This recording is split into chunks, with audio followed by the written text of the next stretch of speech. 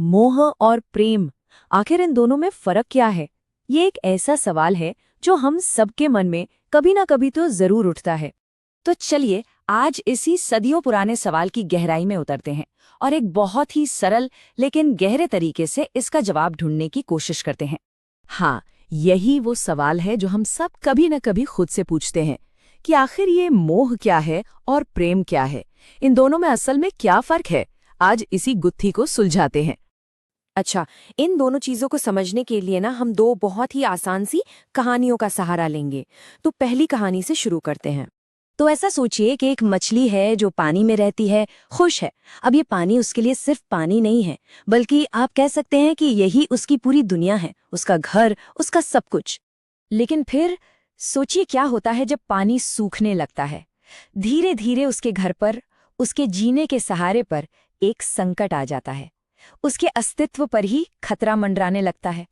और यहीं पर ना कहानी में एक बहुत ही अजीब मोड़ आता है। कहीं और जाने के बजाय वो मछली उस घटते हुए पानी को छोड़ने से मना कर देती है। वो वहीं रहती है, उसी जगह पर, चाहे इसका अंजाम कुछ भी हो, चाहे उसे तड़पना पड़े या आखिर में अपनी जान ही क्यों न देनी पड़े, वो अपनी जगह नहीं छोड़ती। ये एक ऐसा समर्पण है जिसमें कोई शर्त नहीं है। ठीक है, तो मछली की ये कहानी याद रखिएगा। अब आइए एक दूसरी कहानी देखते हैं जो बिल्कुल इसके उलट है। इससे ये फर्क और भी साफ हो जाएगा। तो हमारी दूसरी कहानी का किरदार है एक भंवरा। जानते हैं हम सब, फूलों के आसपास मंडराता रहता है। अब जरा भंवरे के स्वभाव को देखिए। वो किसी फूल पर तभी तक बैठता है जब तक उसमें रस हो, जब तक उसे कुछ मिल रहा हो। और जिस पल वो रस खत्म हो जाता है तो भंवरा भी वहां से गायब। एक पल की भी देरी नहीं करता, सीधा उड़ जाता है किसी दूसरे फूल की तलाश में। और बस यहीं पर इन दोनों कहानियों को जब हम साथ रखकर देखते हैं ना, तो हमें मोह और प्रेम का वो गहरा फर्क समझ आता है। तो मतलब साफ है, भंवरे और मछली के बीच जो फर्क है ना, वही फर्क मोह और प्रेम में है। एक का मकसद है लेना और दूसरे का मकसद है सिर्फ देना।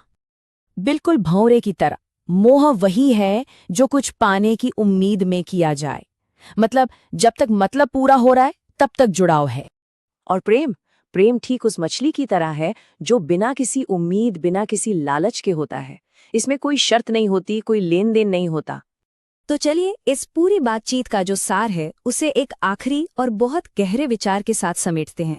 सारी बात आकर बस इस एक सच पर टिक जाती है कि जो बिना किसी कामना के किया जाए, असल में वही प्रेम है। तो अंत में ये पूरी समझ हमें एक रास्ते की तरफ इशारा करती है कि प्रेम तक पहुंचने का रास्ता शायद मोह को त्यागने से ही शुरू होता है। ये एक ऐसा विचार है जिस पर सोचा जाना चाहिए।